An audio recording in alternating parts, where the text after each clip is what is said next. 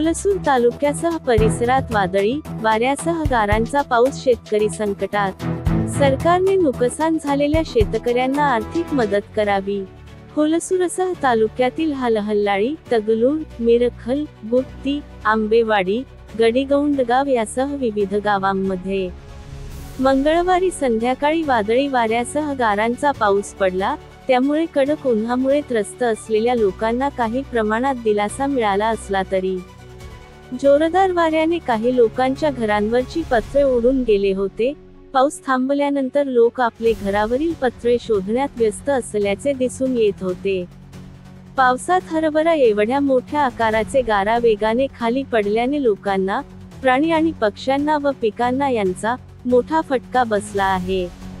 मुसळधार पावसामुळे एकीकडे थंडावा निर्माण झाला तर दुसरीकडे जोरदार वाऱ्यांमुळे शेतकऱ्यांनी लावलेल्या मका, गहू, चिया आणि भाजीपाला पिकांचे नुकसान झाले आहे।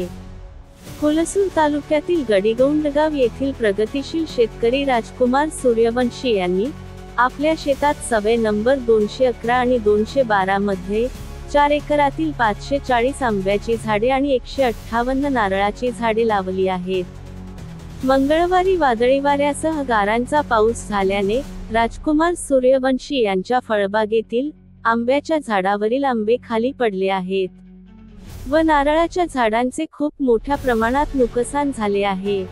शेतकऱ्यांनी सरकारला विनंती केली आहे की नुकसान झालेल्या शेतकऱ्यांना आर्थिक मदत देण्यात यावे।